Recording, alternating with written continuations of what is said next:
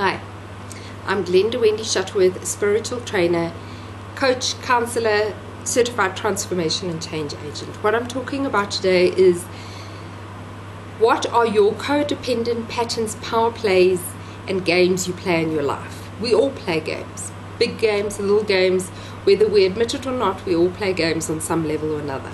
Not only in our intimate relationships, but in all relationships, whether it's with our children, our parents, our siblings, our co-workers, everybody, we do that. So what I'd like to start talking about is the different power plays and games we play. For example, poor me or abuse, anger, sulking, acting up for attention, and many other learned patterns and behaviours are what we use if we're not careful. We use what worked for us in past relationships, in our childhood, how we got attention as a child. Now, when I'm talking about attention as a child, it doesn't have to be positive attention. It's any attention you got.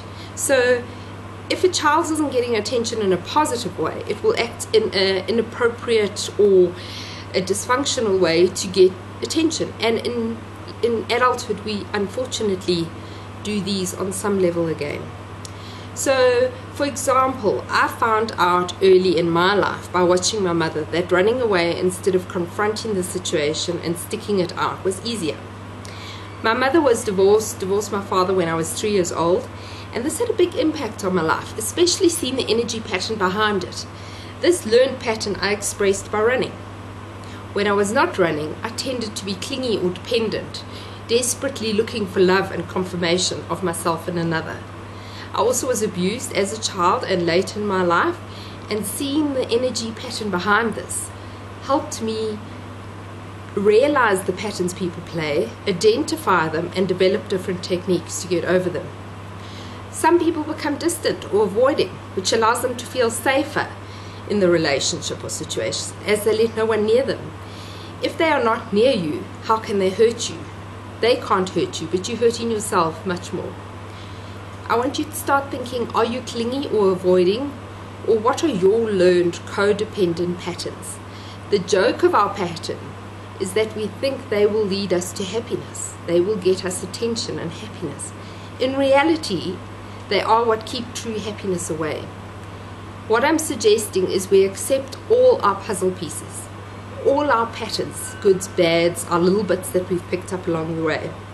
Choose what parts of your puzzle you want to highlight and act out.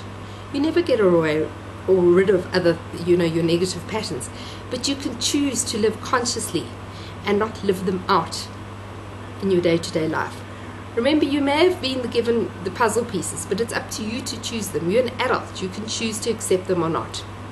Some pieces were given to you that you choose not to accept. In fact, some were almost forced on you as a child because you knew no better. But you still choose not to accept them or to accept them.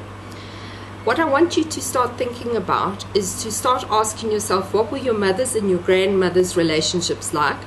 What were their patterns? What are your intimate relationship patterns like? What are your current patterns? How did you get attention as a child? What are you doing currently? Are you being overly attentive? Are you being pushy, pilly, clingy? How are you being in your current relationships? And how is it affecting your life?